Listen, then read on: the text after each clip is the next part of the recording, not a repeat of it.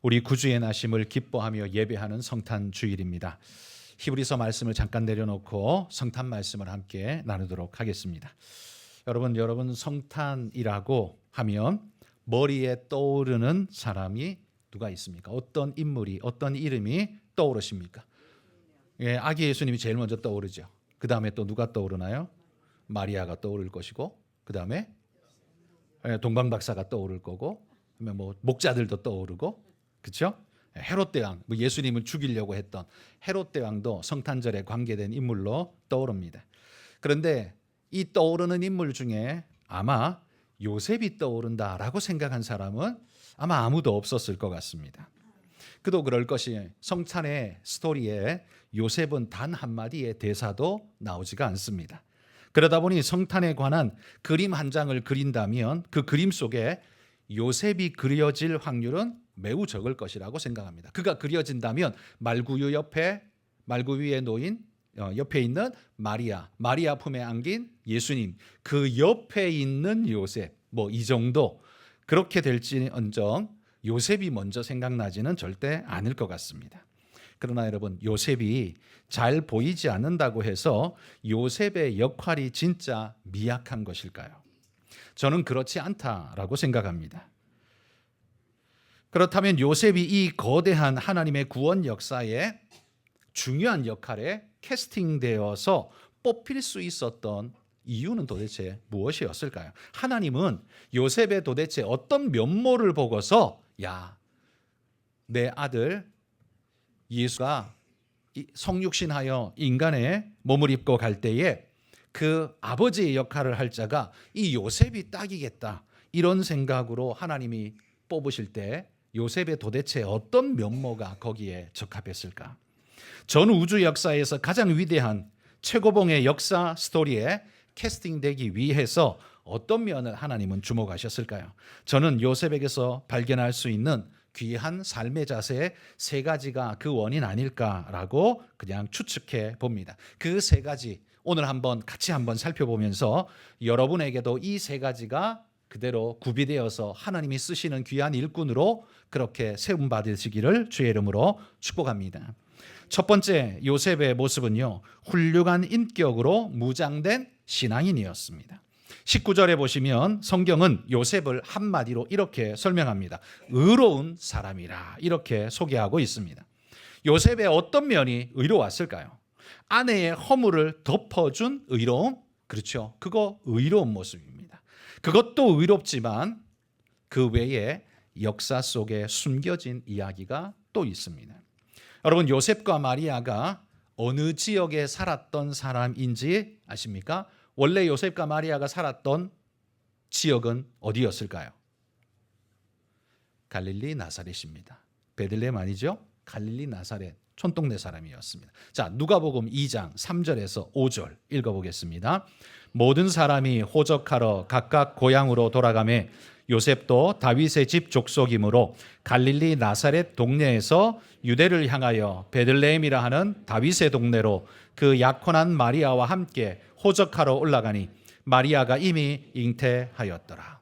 로마 황제 아구스토가 호적령을 내려서 고향에 가서 호적해라, 모든 사람은 호적 등록해라 라고 할 때 요셉은 어디로 갔냐면 베들레헴으로 갔습니다. 왜냐하면 다윗의 후손이기 때문에 다윗의 고향 베들레헴에 가서 호적 등록을 했어요. 그런데 어디에서부터 베들레헴으로 갔다라고 말하는가 하면 누가복음 2장에 우리 읽은 구절에 갈릴리 나사렛에서부터 그리 갔다, 이렇게 이야기합니다.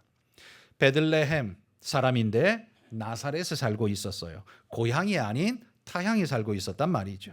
요즘에야 고향의 의미라는 것이 미미하기 때문에 뭐 그냥 자기 살고 싶은 곳에 어디나 가서 사는 것 너무나 당연한 시대이지만, 고대에는 시족의 울타리 안에서 살아가던 시대였기 때문에 그 고향을 떠난다는 것은 굉장히 큰 의미를 가지고 있고 무거운 짐이었습니다. 그 울타리는 자기의 보호였고 자기 존재의 이유가 되고 가치가 되는 거였는데, 거기서 떠난다는 것은 어떤 의미겠습니까? 마치 추방되어진 존재 아닌가라는 의구심을 받게 되고, 저는 집도 절도 없는 존재 아니냐라는 그런 의구심을 받게 되는 요소가 될 수 있는 겁니다. 그렇다면 베들레헴 사람 요셉이, 출신 요셉이 왜 나사렛에 가서 살게 되었을까? 최근에 제가 읽은 한 책에는 색다른 그 이유를 설명하고 있어서 그 책이 참 눈에 띄었습니다. 이 책을 쓰신 분은 스티브 강이라는 미국의 목사님이신데 설교집으로 번역되어서 나왔는데요. 일반 목사라고 해서 신빙성이 떨어지지 않는가라고 생각하실 수도 있겠지만 이분은 미국의 트리니티 신학교의 박사이신 분이기 때문에 나름대로 그의 근거와 배경을 가지고 쓰셨으리라 생각을 합니다. 제가 그걸 조밀하게 역사적 사료를 통해서 검증하지 못했기 때문에 확실히 말할 수는 없지만 그분의 인격과 실력을 믿고 이 말씀을 여러분과 함께 나누고자 합니다. 그러기에 여러분도 들으실 때요, 이 사실을 그냥 반드시 그렇다라고 듣기보다는 그럴 수 있겠구나라고 들으시면서 마음에 한번 도전을 받으셨으면 좋겠습니다. 그 목사님이 베들레헴 사람 요셉이 왜 나사렛에 가서 살게 되었는가를 이렇게 설명하고 있습니다. 나사렛이란 동네는 여러분도 알다시피 이스라엘 땅의 가장 북쪽 끝에 붙어 있는 변방입니다. 한마디로 센터는 어디입니까? 남쪽에 예루살렘이죠. 예루살렘은 수도이고 그 수도 옆에 베들레헴이 있는데 이 베들레헴은 다윗의 고향이었습니다. 예루살렘 옆에 있었기 때문에 이 수도의 영향을 많이 받고 특히나 다윗의 고향이기 때문에 베들레헴은 이스라엘에 있어서 중요한 도시 중에 하나였습니다. 많은 사람들이 모여 살고 그리고 문화가 번성하게 일어난 도시였다라는 이야기이죠.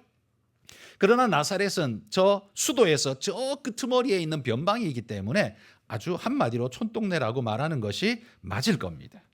근데 이 요셉이 살았던 시대에 다스렸던 왕이 누구냐면 헤롯 대왕이었습니다. 아기 예수님을 죽이려 했던 바로 그 헤롯 대왕. 이 헤롯은요, 건축에 아주 한마디로 조예가 깊은 그리고 관심이 굉장히 많은 사람이어서 여러 도시들을 지었습니다. 그중에 베들레헴에도 많은 공사를 일으켰는데 이 공사가 요셉에게는 사실은 굉장한 기회로 작용할 수 있었습니다. 여러분, 요셉의 직업이 뭔지 아십니까? 목수잖아요. 목수라면 공사가 크게 일어나면 목수는 일거리가 많아질 수밖에 없죠. 그죠? 그러니까 한마디로 말해서 돈이 굴러 들어오는 시절이라는 이야기죠. 그러니까 목수였던 요셉에게는 건축인이 많이 일어난다는 건 돈 벌 기회가 지금 많아졌다는 이야기이고 그에게는 아주 유리하다라는 이야기예요. 그런데 문제는 헤롯이 이 베들레헴에 짓고자 한 게 뭐였냐 하면 헬라 신의 신전을 지으려 했다라는 겁니다. 신전 건축이라면 여러분, 일반 건축물보다 훨씬 더 크고 화려하고 웅장했기 때문에 거기에 필요로 되어지는 재료도 훨씬 고급일 거고 훨씬 양이 많을 것이고 목수의 입장에서는 굉장히 돈 되는 일이 아니겠습니까?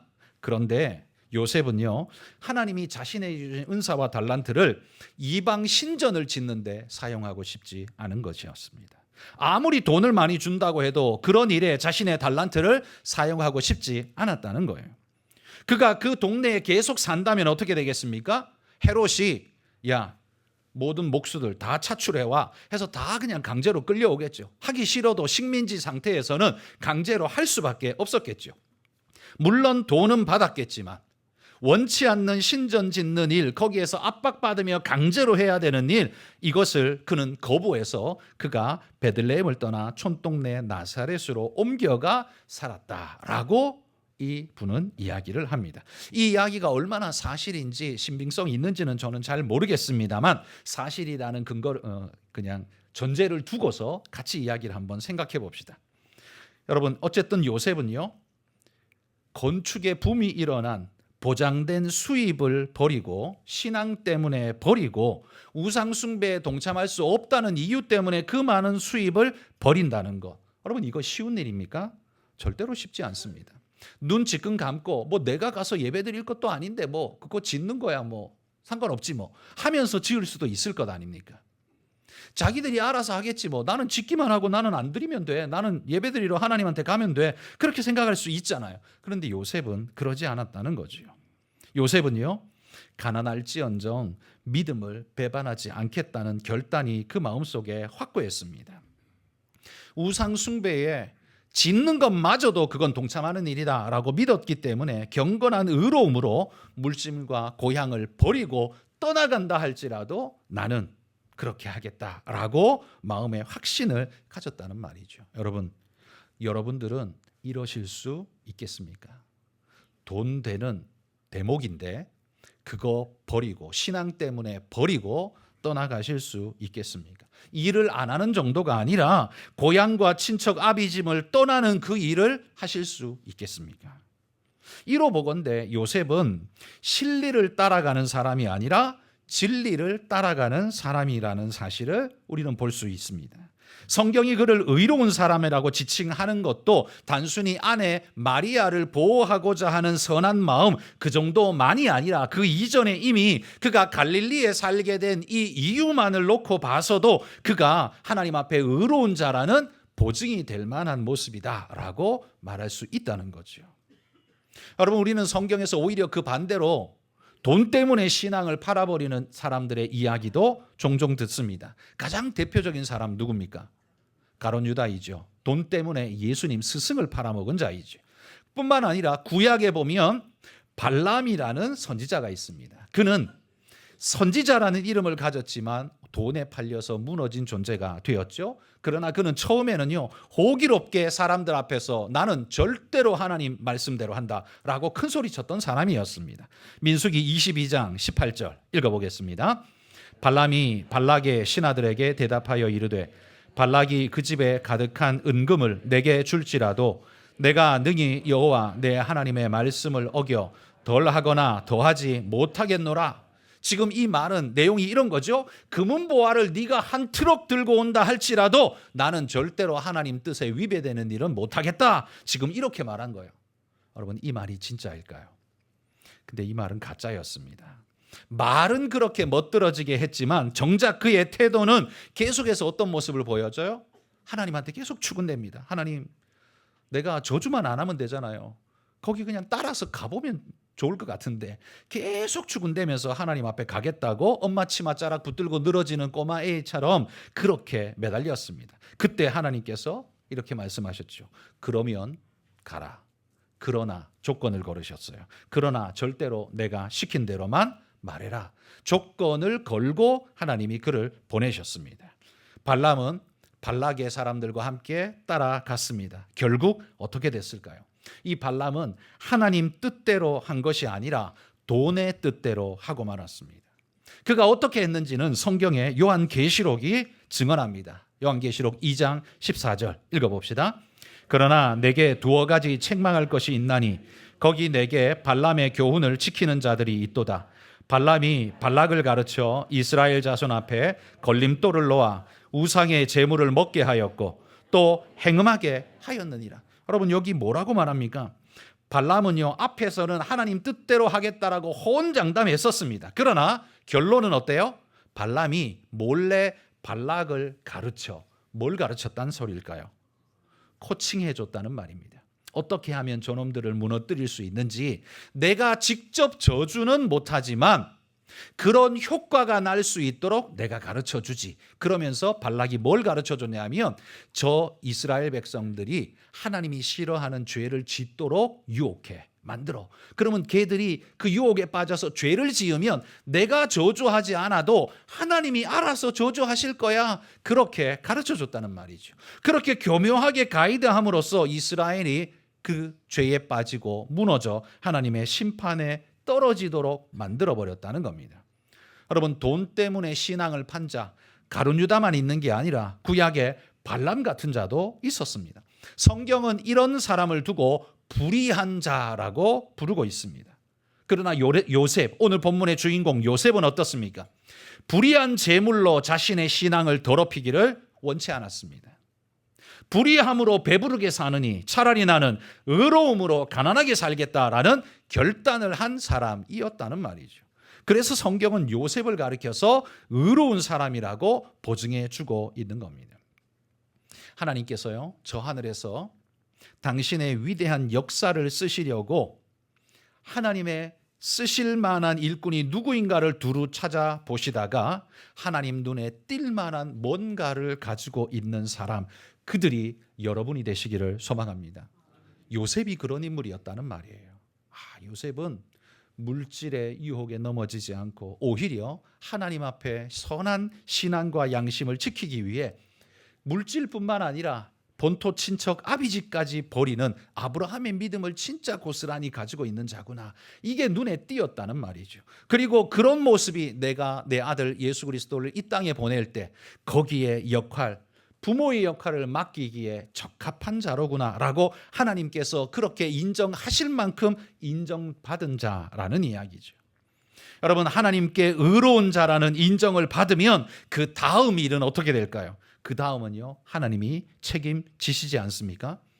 하나님이 축복의 물길을 그 우리의 밭으로 이어주신다면 지금 내가 몇 푼 받는 것, 그 유혹에 몇 푼 얻어내는 것, 그거보다 하나님이 물길을 내게로 돌려주신다면, 축복의 물길을 내게로 돌려주신다면 하나님의 은혜가 쏟아져 들어오는 복된 자가 되지 않겠습니까? 여러분, 유혹과 그 시험에 빠져 얼마를 받으려고 덤비는 자 되기보다 하나님의 은혜의 물줄기가 자기에게로 돌아오도록 하나님 눈에 띄는 자, 하나님 은혜의 역사에 동참하는 자 되시기를 주의 이름으로 축복합니다. 두 번째 요셉의 특징은요, 본인의 아픔과 고통 속에서도 다른 사람을 먼저 생각하고 깊이 헤아려 주는, 타인을 배려하는 깊은 마음의 소유자였습니다. 여러분, 정혼한 아내에게 자기도 모르는데 임신되어졌다? 여러분, 세상에 어떤 남자가 이걸 호락호락 받아줄 남자가 세상에 어디 있습니까? 아내로서 정결함을 준비해야 할 그 시기, 정혼의 시기에 임신을 해버렸다. 말도 안 되는 이야기죠. 여러분, 이스라엘에는요, 결혼의 예식의 3단계가 있습니다. 결혼이 있고요, 이건 완전한 시작점이죠. 그 1년 전에 정혼을 합니다. 결혼을 확정합니다. 그래서 이 정혼은 결혼은 안 했지만 결혼과 똑같은 법적 구속력을 얻습니다. 그런데 같이 살지는 않습니다. 1년 동안 따로 삽니다. 그리고 어릴 때 부모들끼리 그냥 자식들을 우리 키워서 결혼시킵시다라고 약속하는 케이스가 있죠. 그 약혼이라는 단계가 있기도 합니다. 보통 약혼과 정혼이 같이 쓰이기도 하고 분리되어 쓰이기도 하지만 어쨌든 약혼, 정혼, 결혼이라는 3단계가 있는데, 이 정혼은요, 확정되는 겁니다. 법적으로도 확정되고, 그런데 같이 살진 않아요. 그러면 같이도 안 살 건데 굳이 왜 이렇게 하느냐? 이 기간 동안에 할 일이 있기 때문입니다. 뭐냐 하면 신부는 이 1년 동안 이제 확정되었잖아요. 누구 집에 시집 가는 게 딱 정해졌잖아요. 그러면 이제부터는 그가 그 집에 가서 모든 일들을 커버할 수 있는 여러 것들을 배워야겠죠. 밥하는, 요리하는 것도 배워야 될 것이고, 빨래하는 거, 그다음에 옷감 짓는 거, 여러 가정을 돌보는 가사의 일들, 이런 것들을 배워가야 되잖아요. 그 1년이 바로 그 일을 하는 겁니다. 그러면 신랑은 뭘 하느냐? 신랑은 그 기간 동안에요, 신부를 데리고 와서 살 집을 짓는 겁니다. 살 집을 짓는데 얼마나 기쁜 마음으로 지을까요? 지으면서 대충 지을까요? 아니요, 꼼꼼하게 잘 지을 겁니다. 그 1년 동안 자기 아내와 함께 나는 여기서 살 거야 하면서 기초부터 다지고 아마 기둥을 튼튼히 세우고 예쁘게 치장하고 1년 동안 잘 지은 다음에 결혼식 날 아내를 데리고 와서 이제 그 집에서 살게 되죠. 그러면 이제 진짜 합방하고 그때부터는 완전히 함께 살게 되는 겁니다. 정혼은요, 같이 살지는 않지만 결혼에 확실한 효력이 발생하지만 따로 삽니다. 근데 이 기간 왜 굳이 1년이라는 시간을 뒀을까? 이 1년의 시간이 가지고 있는 또 하나의 효력이 있습니다. 뭐냐 하면 이 1년 안에 이 여인이 아무 일이 없어야 돼요. 뭐 갑자기 배가 불러진다거나. 왜냐하면 정혼할 때는 멀쩡했는데, 왜 모르니까요. 정혼할 때는 멀쩡했는데 몇 달 지나고 보니까 배가 남산만해졌네. 이건 뭐예요? 부정한 여인이라는 증거죠. 이 1년의 기간은 이 여인이 정한 여인이다라는 걸 보증하는 기간이기도 합니다. 그러니까 정혼의 1년은요, 이 신부는 굉장히 몸을 조심하고 준비하며 자기를 다스려야 하는 그런 때이죠. 그런데 지금 마리아는 그런 시기에 가장 소중하게 자기를 다스리고 준비해야 될 시기에 잉태해버렸어요. 아기를 임신해버렸어요. 여러분, 이 소식이 남편 요셉에게 들려졌을 때 요셉에게 얼마나 충격이었을까요? 근데 이게 충격만이 아니라요, 이건 남자에게는 깊은 배신인 겁니다. 이 남자의 배신감은 아마 극한 사람이라면 칼부림까지 나게 만들 겁니다. 특히나 유대 사회는요, 이런 여인들은 돌로 쳐 죽여도 적법한 일이었습니다. 왜냐하면 가족의 명예를 더럽히고 남편을 부끄럽게 한, 이런 고대 유대에는 그런 법이 있었어요. 율법에 그렇게 명시되어 있습니다. 요셉의 조상도 그런 적이 있었습니다. 자, 한 구절, 창세기 38장 24절 한번 읽어봅시다. 석 달쯤 후에 어떤 사람이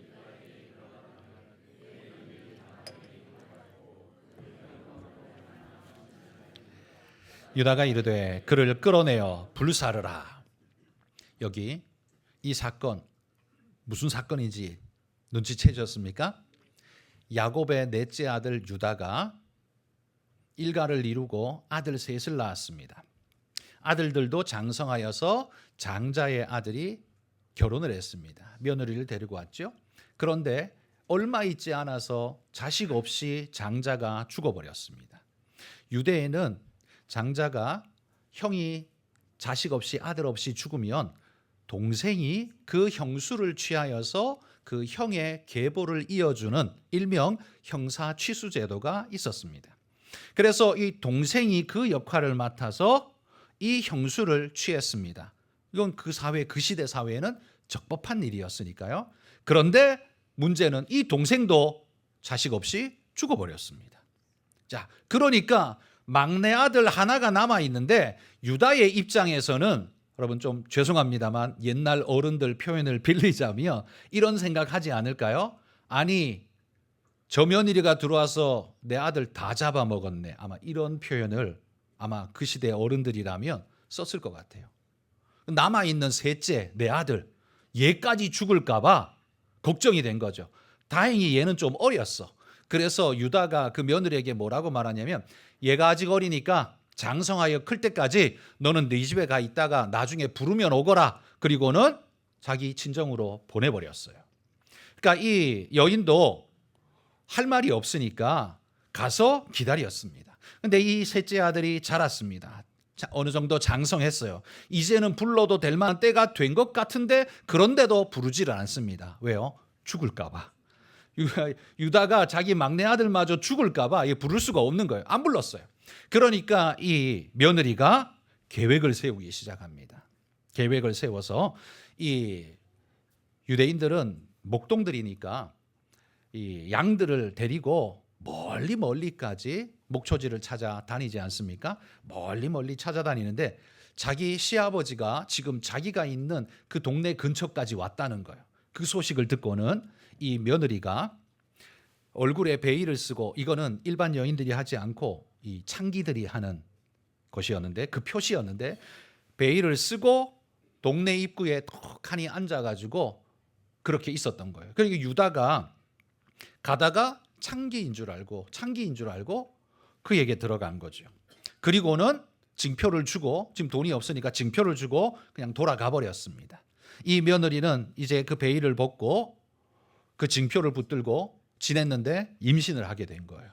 임신을 하게 됐습니다. 그런데 그 소식이, 임신했다는 소식이 시아버지 유다에게 이제 나중에 몇 개월 후에 들려지게 된 거죠. 아마도 이 며느리가 전략적으로 흘리지 않았겠어요? 왜냐하면 이 전부 다 계획이었으니까. 자, 이 시아버지 유다가 이 이야기를 듣고는 노발대발한 거죠. 왜냐하면 가족의 수치를 불러오는 존재다 해서 당장 끌고 와서 불에 태워 죽여라 라고 지금 이야기를 한 겁니다. 그게 방금 우리가 읽은 구절이에요. 이 수절한 며느리가 임신했다는 건 도저히 있을 수 없는 이야기인데, 시아버지 입장에서는 이 이야기를 듣는 순간 분노가 치밀러서 불태워 죽이라고 한 거죠. 여러분, 그 시대에는 부모에게 그럴 권한이 있었습니다. 특히나 가족의 명예를 더럽힌 경우는 죽음의 형벌을 내릴 수가 있었어요. 여러분, 그렇다면 지금 요셉도 마리아에게 그런 형벌을 내릴 수 있지 않을까요? 가능했습니다. 그러나 요셉은 그러고 싶지가 않았습니다.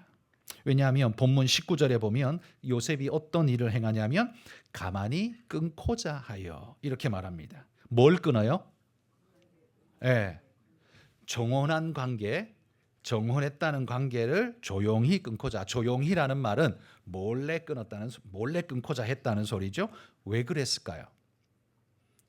뭐 그거 끊는다고 해서 그 임신된 것이 취소되는 것도 아닌데 왜 그렇게 했을까요?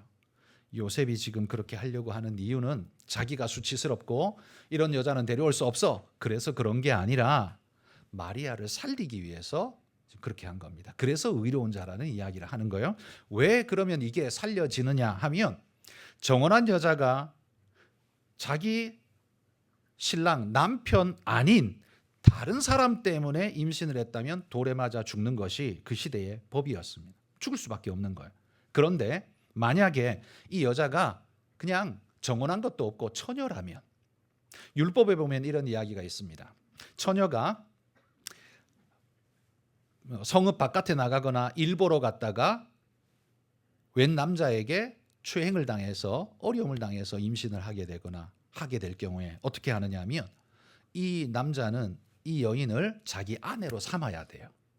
이 여인의 일생을 망쳤으니까 아내로 삼거나 그게 아니라면 값을 후하게 쳐서 그 죄값을 사실은 치러야 돼요. 그러니까 이 여인은 그 값을 받고 이제 뭐 이제는 이 여인은 그 피해자니까요. 그렇게 살도록 돼 있어요. 죽지는 않잖아요. 그러니까 지금 마리아가 처녀라면 어떻게 될까요? 그를 임신케 한 누군가가 그냥 마리아를 아내로 데리고 가서 살면 되는 거예요. 그럼 죽지는 않잖아요.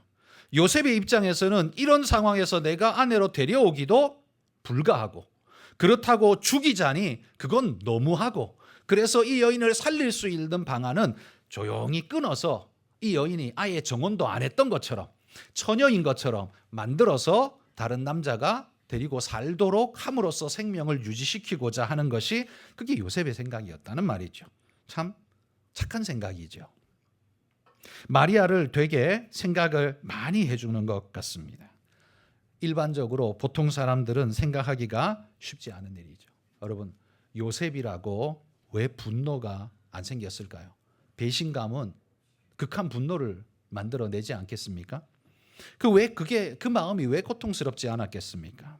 그러나 요셉은 무엇보다도요 생명을 귀하게 생각했습니다. 자기도 피해자지만 그래도 이 여인을 그렇게 죽게 할 수는 없다라는 생명을 귀히 여기는 생각을 했다는 거예요. 그리고 그가 믿었던 마리아에 대한 믿음을 완전히 다 버리지는 않은 것 같습니다. 여러분, 이 귀한 마음 하나님이 보셔도 얼마나 귀한 마음입니까? 여러분, 하나님을 닮은 성품은요 하나님을 감동케 합니다. 성경에 보면 이런 구절이 있어요. 잠언 19장 17절 읽어봅시다. 가난한 자를 불쌍히 여기는 것은 여호와께 구워드리는 것이니 그의 선행을 그에게 갚아 주시리라. 가난한 자를 불쌍히 여기는 것, 이건 여호와께 구워드리는 일이래요. 물질적으로 가난한 자를 불쌍히 여기는 것만 하나님께 구워드리는 것이 아니라 긍휼히 여기는 마음으로 행하는 하나님의 마음으로 행하는 그 모든 것이 하나님께 구워드리는 일이 될 것입니다. 여기 하나님께 구워드린다는 말, 이 말이 뭘까요? 하나님께 빌려준다는 말이죠. 빌려준다는 말은 뭐가 전제된 거예요? 나중에 다시 돌려받는 거죠. 갚아야 되는 거예요. 누가 갚아요? 하나님이 갚아야죠. 왜? 하나님께 구워줬으니까 하나님이 갚아야 되는 거예요. 그러니까 하나님께서 갚으셔야 할 일이라는 일이 생긴 거예요. 다시 말해서 하나님께서 반드시 은혜를 갚아 주실 것이라는 말을 지금 하고 있는 겁니다. 여러분, 하나님이 갚으시면 1대1로 갚으실까요? 내가 100원 빚지면 100원 갚으실까요? 예. 얼마 전에요. 제가 펜이 필요해서 색깔 펜. 그래서 저희 학교 가 있는 저희 딸한테 카톡을 보냈어요. 사진을 딱 찍어가지고 야, 이 펜, 요 색깔, 그 다음에 요런 색깔 몇 개 사와라 하고 제가 카톡을 보냈어요. 딸이 수업 다 끝나고 집에 오면서 그걸 사 왔어요. 자, 그 펜, 그 가격 다 합쳐봐야 아마 10,000원도 안 할 거예요. 자, 제가 돈 주고 사오라 그런 거 아니에요? 그냥 사오라 그랬어요. 그러니까 자기 돈으로 사왔어. 그럼 제가 어떻게 했을까? 제가 갚아줬겠죠? 얼마를 갚아줬을까? 예, 정답입니다. 예. 10,000원도 안 할 것 같은데 제가 50,000원을 줬어요. 저는 펜 값을 준 게 아니고 아빠의 말에 순종한 값을 줬어요. 기특한 것이죠. 뭐 당연하기도 하지만 또 기특한 것이죠. 여러분, 우리가 우리 자녀에게도요, 그 사랑의 마음을 담아서 이렇게 갚아준다면 하나님께서는 어떻게 갚아주실까요? 50,000원만큼 줄까요? 몇 배 더, 몇십 배, 몇백 배를 주시지 않을까요? 여러분, 세상에는 제일 되고 싶은 거, 로또 1등, 로또, 그게 제일 좋은 거라고 생각하지만 여러분, 그리스도인에게 제일 좋은 로또는요, 하나님께 구워드리는 겁니다. 하나님한테 구워드리면 이거 뭐 주식 100배가 아니라 하나님은 그 이상을 주시니까 여러분, 그게 우리의 로또라는 사실을 기억하고 늘 하나님 앞에 이 의로운 삶을 살아내시기를 소망합니다. 요셉은요, 로마서 12장 19절의 말씀을 그대로 순종한 사람이었습니다. 읽어봅시다. 내 사랑하는 자들아, 너희가 친히 원수를 갚지 말고 하나님의 진노하심에 맡기라. 기록되었으되 원수 갚는 것이 내게 있으니 내가 갚으리라고 주께서 말씀하시니라. 성경은 지금 말합니다. 원수 갚는 것 내게 맡겨다오. 그러면 너도 상하지 않고 너도 죄 짓지 않고 가장 좋은 방법으로 내가 갚아주마. 지금 이렇게 말씀하는 겁니다. 여러분, 요셉도요, 얼마나 억울해요. 가만히 앉아 있다가 당한 거잖아요. 누군지도 모를 이래 아내도 뺏겨버린 상태고 분노가 치밀고 고통스럽잖아요. 그런데 요셉은 지금 하나님 앞에 그 모든 걸 다 맡긴 거예요. 요셉 때에는 로마서는 없었지만 요셉은 그 말씀 그대로 믿음대로 했어요. 여러분, 주님의 말씀에 나를 맡기고 살아가는 삶이야말로 의로운 삶이요 성숙한 삶인 줄 믿습니다. 우리 그리스도인들이 그렇게 살아야 오늘 이 시대 사람들에게 저게 옳은 일 같아. 바보스럽기도 하지만 그래도 따지고 보니까 저게 참 멋진 일, 옳은 일 같아. 여러분, 이런 모델이 되어줘야 하지 않을까요? 여러분, 우리 그리스도인들이 그러하기를 소망합니다. 요셉이 그런 삶으로 하나님 눈에 띈 것처럼 여러분들이 그런 삶으로 하나님 눈에 띄시기를 축복합니다. 마지막 세 번째 요셉은요, 순종의 사람이었습니다. 여러분, 이 정혼한 아내가 임신했다는 이 청천벽력 같은 말에 깊은 충격을 그가 받았지만 곧 천사가 나타나서 이 모든 일의 전말을 이야기해 줍니다. 이러이러해서 이렇게 되었다. 여러분, 그 이야기를 들으면 그래서 그렇구나. 이제 속이 시원하네. 그럴까요? 전 아닐 것 같아요. 왜냐하면 뭐 천사가 말해준다고 임신이 없어지는 것도 아니고, 그죠? 불편함은 여전히 내게 남아있죠. 단 이 마리아가 나쁜 짓을 해서 이렇게 된 건 아니다라는 안도감은 있지만 적어도 신랑으로서 신부를 맞아들였는데 내 자식이 아닌 누군지도 모를 이런 상태로 받아들인다는 건 결코 기쁜 일이 될 수가 없을 겁니다. 여러분, 천사의 말을 듣고 알게 되었다고 해서 문제가 해결되는 게 아니에요. 100번 양보해서 요셉이 그거 인정하고 받아들였다. 자, 성경 말씀대로 그렇게 됐죠. 했다 치더라도 요셉은요, 마리아가 잘못된 사람이 아니다라는 오해는 풀 수 있지만 또 무슨 문제가 남습니까? 동네 사람들한테 뭐라 그래야 되죠? 동네 사람 다 알 거 아닙니까? 아니, 아직 결혼할 날짜 많이 남았는 것 같은데, 그러면서 묻지 않겠어요? 이거 뭐 때문이냐라고 묻지 않겠어요? 뭐라고 이야기를 해야 될까요? 내가 천사가 그렇게 와서 나한테 이야기해 줬어. 그러면 그렇게 말하면 동네 사람들이 다 천사가 와서 그랬구나 라고 믿어줄까요? 제 생각에는요, 저 칠칠 맞은 놈 마누라 간수도 못해가지고 어디서 남의 씨를 배워왔는데 그것도 모르고 천사가 그랬다라고 그냥 둘러대고 있다. 이렇게 생각하지 않을까요? 말하고 싶어하는 사람들에게는 이런 메뉴가 되지 않을까요? 얼마나 수치스러워집니까? 뿐만 아니라 그냥 요셉이 그냥 내가 그랬어. 그런 마음으로 입을 닫고 넘어가면, 그러면 사람들은 그냥 비웃기는 하겠지만 뭐 그럴 수 있어. 그리고 넘어갈 수는 있겠지만 무슨 문제가 생겨요? 지금까지 요셉이 스스로 지켜왔던 자기 명예와 그 도덕성이 땅에 떨어지는, 알고 봤더니만 저 얌전한 고양이가 부뚜막에 먼저 올라가네. 이런 이제 손가락질이, 비아냥이 이제 난무할 수 있겠죠. 자기가 잘못한 것도 아닌데 자기가 이 모든 불명예를 뒤집어 써야 되는 아픔이 찾아오게 되겠죠. 요셉은 이래도 저래도 어려운 겁니다. 천사가 와서 말을 해줬다고 해서 이게 해결이 다 된 게 아니에요. 여전히 감내해야 되는 건 여전히 많았다는 말이죠. 그러나 여러분, 요셉은요, 자신의 명예보다, 자신의 위신보다 하나님 앞에 순종을 택했습니다. 그리고 마리아를 그대로 데리고 왔습니다. 그게 하나님의 뜻이며 내 아내 마리아를 살리는 일이라면 내가 불명예를 뒤집어 쓰겠습니다. 그게 바로 요셉의 선택이었다는 말이죠. 여러분, 얼마나 멋진 사람입니까? 얼마나 대단한 사람이에요. 여러분, 믿음은요, 믿어지는 걸 믿는 것, 이게 믿음이 아니라, 이것만 믿음이 아니라, 이것도 물론 믿음이지만 믿어지지 않지만 하나님의 약속의 말씀, 그걸 믿기로 결심하고 믿는 것, 여러분, 거기까지 나가는 게 그게 믿음입니다. 여러분, 믿어지는 것만 믿는 건 그건 믿음 아니에요. 그건 과학이죠. 왜? 증명이 되니까요. 해석이 되니까. 누가 봐도 그럴 것 같으니까. 근데 그거 믿는 거, 그런 건 믿음이라고 안 그래요. 그건 그냥 과학이죠. 그런 건 과학이지 믿음 아닙니다. 믿음은요, 해석이 잘 안 되는데, 잘 안 믿어지는데, 그러나 하나님의 말씀과 그분의 신실함을 기초로 나는 믿습니다 라는 믿음의 결단까지 포함되는 거, 그걸 믿음이라고 말하는 거지, 가만히 있어도 노력하지 않아도 다 믿어지는 거, 여러분, 그건 믿음 아니라 그래요. 그 정도 수준은 믿음 아니란 말이에요. 과학이란 말이에요. 요셉은요, 이게 믿어질까요? 쉽게? 이게 쉽게 용납될까요?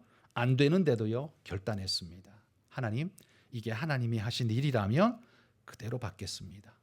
그대로 믿겠습니다. 이게 요셉의 순종이었다라는 말이죠. 여러분, 성탄 이야기에서 요셉은 보이지도 않는 저 구석에 처박힌 작은 존재처럼, 왜 대사 한마디도 안 나오고 뭐 아무 역할도 없는 것 같아 보이지만, 사실은 이 성탄의 사건을 완성하기 위해서 하나님이 가장 심혈을 기울여 캐스팅한 인물 중에 하나가 저는 요셉이었다고 생각합니다. 만약에 요셉이요, 나는 그래도 못해, 아무리 하나님이 그랬다 할지라도 나는 배부른 아내를 내 아내로 맞이할 수 없어 라고 만약에 말했다면, 그래서 돌로 쳐서 죽여버렸다면 성탄이 이루어질 수 있겠습니까? 불가능한 일이죠. 불가능한 일입니다. 그러니까 여러분, 성탄에 요셉의 한 일이 아무 일도 없는 게 아니라, 사실은 성탄이 가능하도록 만든 가장 중요한 베이스를 만든 사람이 요셉이었다는 말이에요. 그래서 저는 제가 볼 때예요, 하나님께서 성육신 내 아들 예수 그리스도를, 예수를 내가 이 땅에 인간 아기 예수로 보낼 텐데 누구 집에 보내야 되지? 누구에게 보내야 되지? 라고 할 때 가장 어려운, 캐스팅의 가장 어려운 1번은 분명히 마리아였을 거라고 생각합니다. 두 번째는 요셉이었을 거라고 생각해요. 여러분, 우리는요, 하나님의, 오늘도 역사하시는 하나님의 역사에 캐스팅될 만큼 준비되어 있으십니까? 어떤 모습으로 준비되어 있으십니까? 성탄의 기쁨만 누리려고 하지 말고 이 요셉처럼 주님의 역사에 쓰임받고 캐스팅될 수 있도록 준비된, 그래서 하나님, 언제든지 하나님이 쓰시고자 할 때 내가 거기에서 한 역할 할 수 있도록 하나님, 내가 준비되어 있겠습니다, 나를 써주옵소서. 여러분, 그런 모습으로, 준비된 모습으로 살아가시기를 소망합니다. 그래서 제가 늘 말하잖아요, 그리스도인은 살기 위해 사는 자가 아니라고요. 살아남기 위해 사는 자가 아니라요. 그래서 벌어 먹고 사는 자가 아니란 말이죠. 그게 우리라는 사실을 기억하십시오. 우리 삶의 방향성이 서면 여러분 삶 전체가 달라지고 하나님이 여러분을 놀랍게 사용하게 되실 줄 믿습니다. 기도하겠습니다.